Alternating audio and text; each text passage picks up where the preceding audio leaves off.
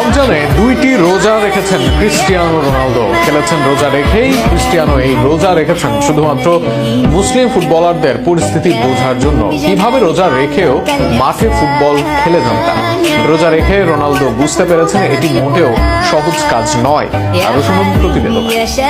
Saudi আরবের একটি গণমাধ্যমকে দেয়া এক সাক্ষাৎকারে আল শাবাবের ডিফেন্সিভ মিডফিল্ডার আহমেদ শাহরিলি রমজান মাসে খেলার অভিজ্ঞতা নিয়ে খোলামেলা কথা বলেছেন।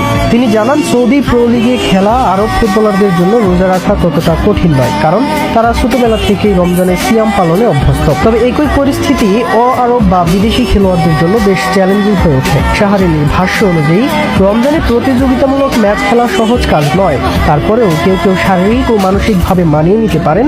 তিনি নিজেও তাদের একজন। কিন্তু বিদেশি ফুটবলারদের জন্য খাদ্যাভ্যাস, ঘুমের সময়সূচি ও দৈনন্দিন রুটিন বদলে ফেলা সহজ নয়। ফলে তাদের মানিয়ে নিতে বাড়তি পরিশ্রম করতে হয়।